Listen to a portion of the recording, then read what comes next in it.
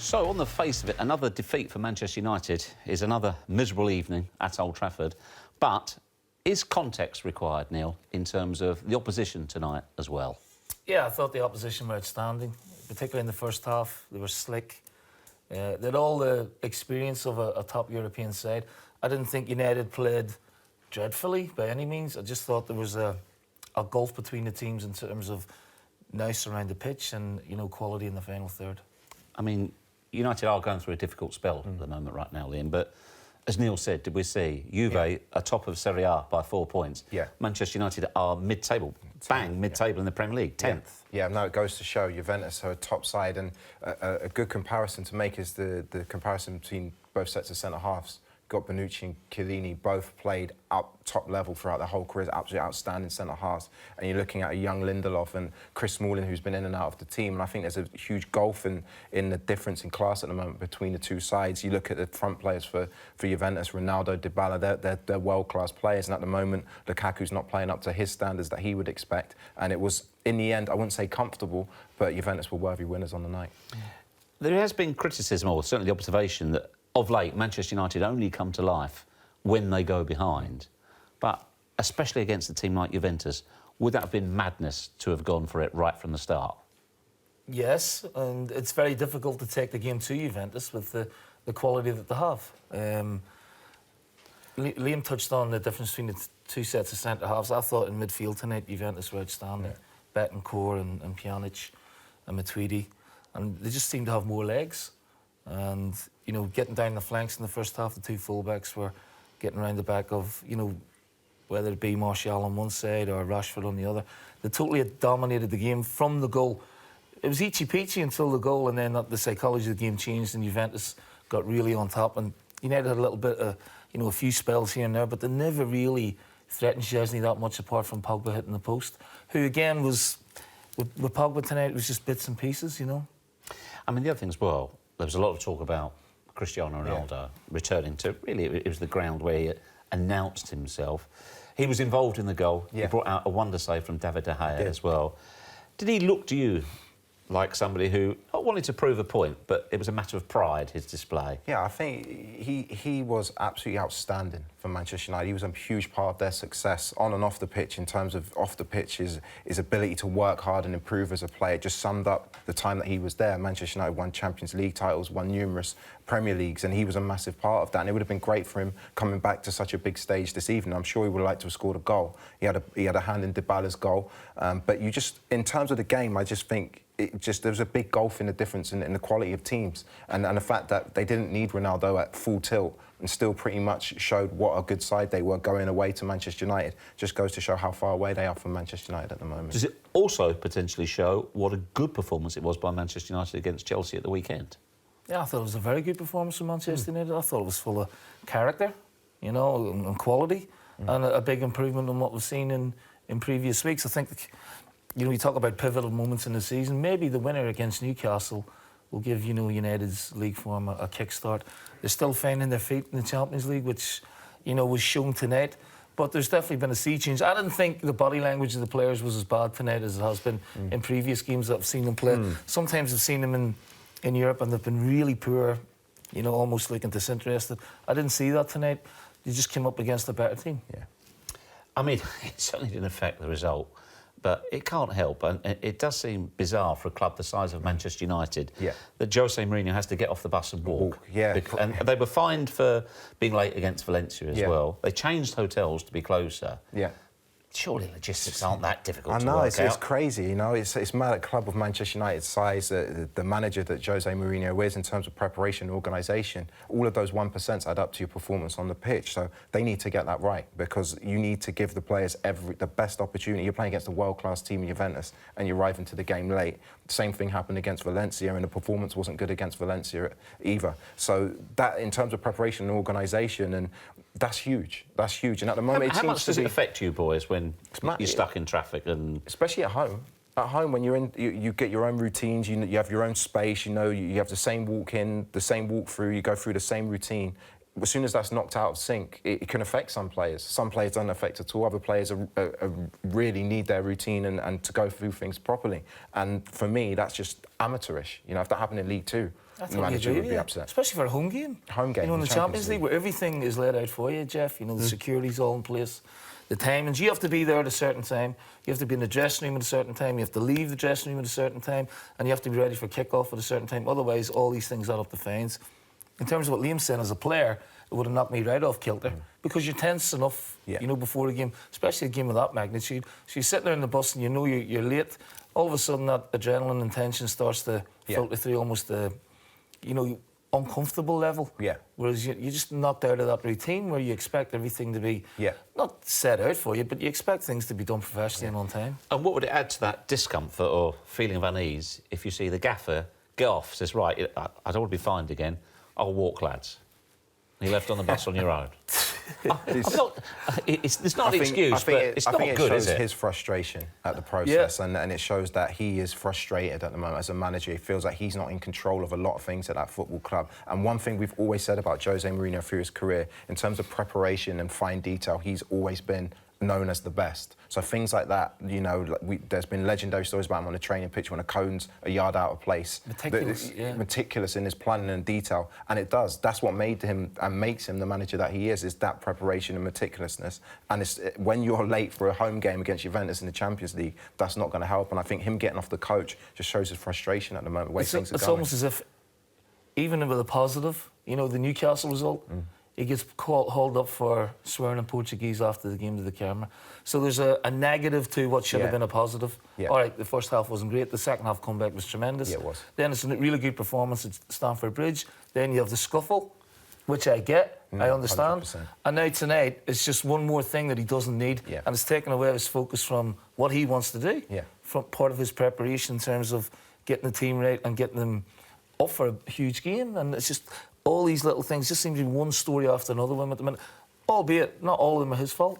What about the observation, though, that they only really seem to play with an abandon, on the front foot, when they go behind? Yeah, they do, which is natural. When you go a goal down, you have to push to get an equaliser. But I've spoken before about the functionality of Manchester United's team. You look at Juventus today, the three midfield players, Pjanic, Betancourt and Matuidi, they're not world stars. They're not what you would say is a Paul Pogba, but they work for the functionality of the team. They all have their individual roles that allows Dybala and Ronaldo to show their true quality.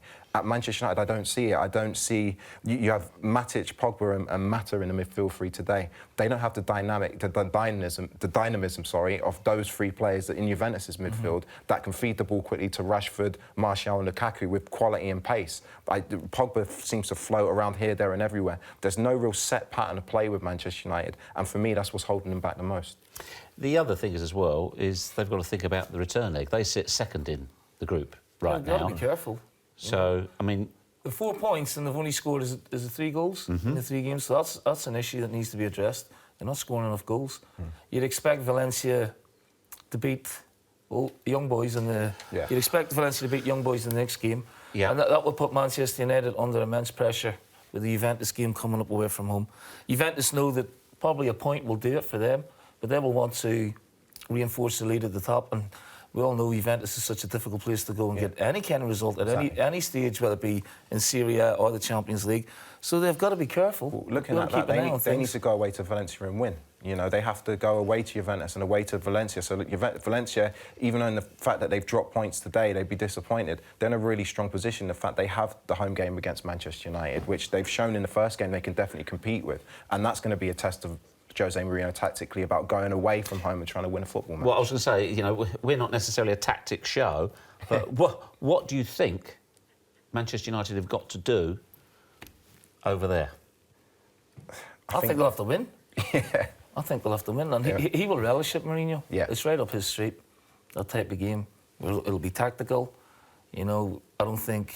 Everyone calls him a pragmatist, and he is to a certain extent. Everyone says he can park the bus at times. He only does that in the huge games against teams that he think there's a huge gap between the teams. I remember him doing it against Barcelona for Inter Milan, you know, and I learned a lot from that myself. Was an outstanding watching game. It, you know. Now, he will love that, relish that challenge if and when it comes. He'll actually enjoy going to Juventus and trying to get a result out there as well. I mean... Having said that, what we said right at the top about the golfing class between the two teams right now... That's difficult to bridge at the minute, Jeff, and you can't do that in a period of 2-3 weeks. I was going to say, have they got enough right now? On tonight's evidence to go and win in Juventus, no. From what I saw between the two teams tonight, Liam touched on earlier, Juventus were pretty comfortable in terms of possession, which, again, I'm not huge on. Juventus dominated the possession away from home. More importantly, the attempts at goal, Juventus had maybe 2 or 3 times as many as Manchester United. And the quality of attempts as well. Juventus have guile. They don't just... Manchester United, their attacks, you've got Bonucci and Chiellini playing at centre-half, fantastic defenders in the box, fantastic in the air. A lot of Manchester United's attacks seem to be hopeful crosses from deep. When you watch Juventus attack, they'll make an extra pass, a 1-2, slip someone in down the side or in between lines. Manchester United don't seem to... Even though they've got the likes of Mata, Martial, Rashford, there's no way of being clever. You know, I remember watching Dwight York and Andy Cole play for Manchester United, and they'd be letting the ball run through their legs and combining. I don't see much combination play or high-intensity football in the other team's half with Manchester United. It seems to just go wide, Ashley Young and Luke Shaw get it really deep and put the ball in the box and hope Lukaku heads it in the net. That's not Champions League quality for me. You need to have more guile and class to score goals, and that shows why they're struggling at the moment to score goals in that competition. One of his fortes as a coach was the counter-attack. Yeah. He was absolutely brilliant at that in Chelsea and Real Madrid. Yeah. And Inter Milan. I'm not sure he's got that formula just yet. No, not in the midfield three. He's going to need that in Italy. Not in the midfield three. I look at Pogba and he can be dynamic at times, but he can lose intensity. Matic is more of a defensive player, and Mata is a fantastic technician, but he's not someone who covers ground quickly. No, you're right. So when they defend deep, it's really difficult for them to go and attack in transition at pace. Yeah. So the personnel is the problem. If you want to play that way, you need pace and energy in the middle of the pitch. You look at Manchester City, Liverpool at the moment. Athletes, quick, strong, direct. I don't see it with Manchester United in the same light. Let me just hit you with a few tweets we've had in already. Now that Wayne Rooney has his mojo back, do you think Jose should get him to return on loan during the MLS break? If Wayne Rooney was available, I would take Wayne Rooney in a heartbeat. If you were Wayne Rooney and having waxed lyrical about how much you're enjoying life in the States, enjoying your family life, would you think about coming in? Well, it's Manchester United. I think every player in the world would love to play for Manchester United, no matter what stage in their career, but I can't see that, to be honest. I think times have moved on. I think Wayne Rooney's in a fantastic place in his career. He's scoring goals, playing fantastic football at DC United, and I can't see any reason why that would happen. I remember Fergie doing it with my old teammate, Henrik Larsson. Yeah, I remember that. He's playing in Sweden, at Helsingborg, and there was a break in the season. Yeah. He invaded. Somebody got him over, and he ended up having a huge impact. They went on to win the league and did well in the Champions League. So there's still an avenue for that if Wayne wants it. Well, whether who's it wants it. Thierry Henry did it for Arsenal as well, That's right, so he did, yeah. So it's possible. It's a good question. It's not one I've thought about, but I can't see it happening. No. It's interesting what you said. At the moment, there's always something which the attention is going towards Jose. Now, it may well be that in the past that's self-inflicted. Yes. But the spat at the weekend, which took much of the headlines away, took what obviously getting done in the last minute is not great anyway. Well, you can see it on him, the agony. But this is all the headlines, and he just said, well, he got it the second time.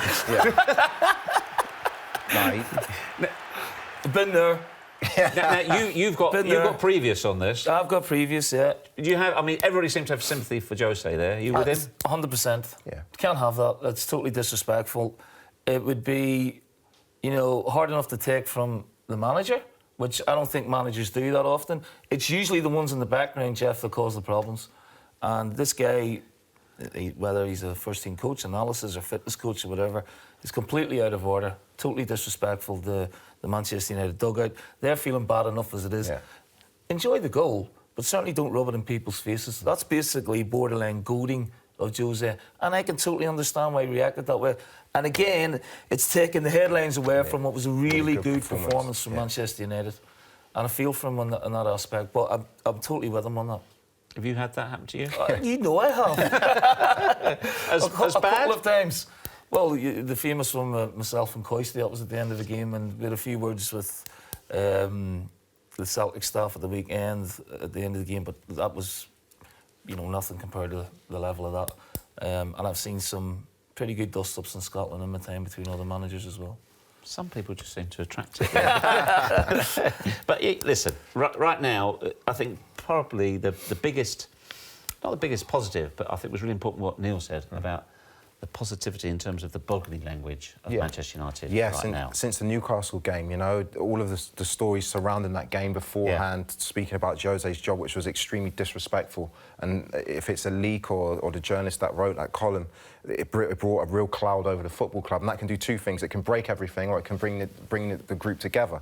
And it seemed like at the start of the game, it broke everything. But their reaction was fantastic. They obviously end up winning the game. And you see a clear difference in the body language and their performance against Chelsea. Extremely unfortunate not to win the game. And you have to be a good team to go to Chelsea and be unfortunate not to win a game. So they have it. Especially being a goal down as well. Yeah, exactly. You know? To go a goal down, come back and play extremely well on the day as well. There's a lot there that's going better than it was maybe 2 or 3 weeks ago. But there's still, as Neil rightly said, there always seems to be a negative side to any story at the moment with Manchester United, and that needs to stop for them to get back where they should be.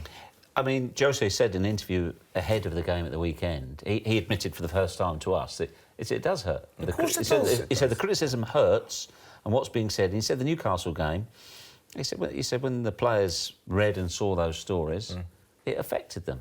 Now, his detractors will say, hang on, you've shown plenty of disrespect in various places in the past, so you don't deserve any sympathy.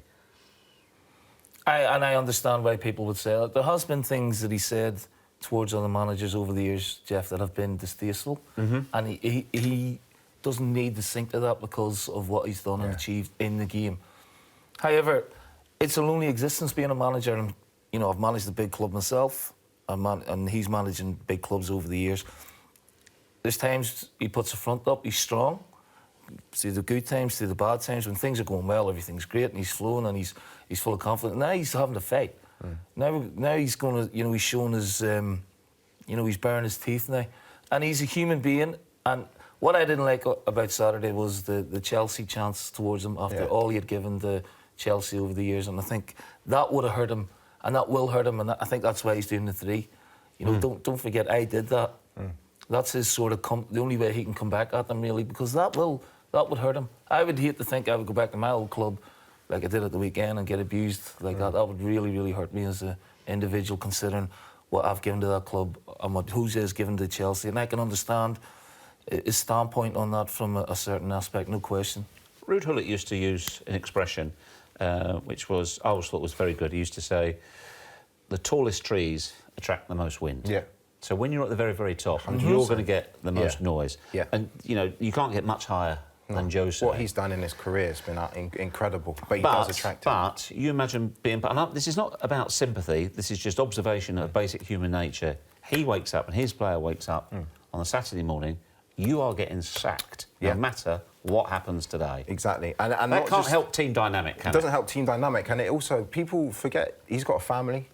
Footballers are families, and it affects them sometimes more than it affects the individual. So that's one thing that I think is really important. Yes, footballers and management and coaches get paid a lot of money, and we're privileged to do this job. When you're in the public eye, you're still a human being at the end of the day, and whether you're Jose Mourinho or you're managing a Conference South team, when you lose a game of football, it hurts. And I thought his reaction to losing that goal at Stamford Bridge was a perfectly natural reaction. You know, we've all been there when we've lost a last-minute goal. And for people to come and have a go at him, when, to be honest, it's absolutely not his fault. It's a complete natural reaction to complete disrespect on the bench. And Sarri was perfectly right and classy in saying after the game, no, we'll take that one. That was on us. And again, it's interesting. I don't think you can point the finger at Jose Mourinho there. Playing devil's advocate once again, if you're in the media, we're entitled to ask these questions. We're entitled to... We are entitled to make inquiries. Absolutely. But I think the point he was making is, yeah, that's all fine. He wasn't complaining.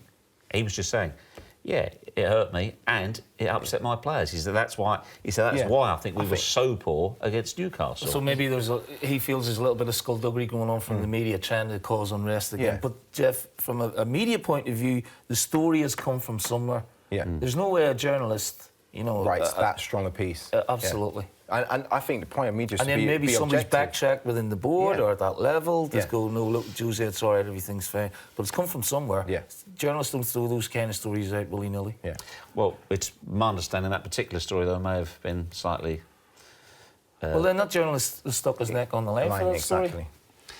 I think it got lost in communication, shall we say. Oh, I've heard that one before. Many times. But, well, I mean, clearly, the story hasn't borne fruition, because you can't say, come what may, he'll be sacked after the Newcastle game if it's 5, 6 games or the end of the season, whatever. Story was a full story, wasn't it? Maybe it was the best thing that could have happened to be honest, and made, you know, took all the pressure off in a way, and in terms of the fact that I remember what Gary Neville said as the story came out, and I thought it was fantastic, because he was right. Someone at that football club has leaked it, and for a club of Manchester United's size and stature, it's a completely wrong way to go about your business, 100%. whether they were going to do it or not. In fairness, Gary says if someone has leaked this, exactly. and if this story is true. Exactly, but the way we've been in football a long time, and you know, when the journalist writes a piece that strongly, his source is someone very, very credible, someone with very good links within the football club. No journalist worth his salt would write a piece like that strong about a manager in that position without having thought, you know what, I'm sure on this and we're going to go with it. So for me, something somewhere has been leaked, and it might have been the best thing that could have happened to Jose Mourinho, because it actually put him in a stronger position during the game, and he had the fans chanting his name. In a way, it took all the pressure off of him. You think he's going to thank the journalist then? No, never. Never in a million years, and neither should he. Neither should he.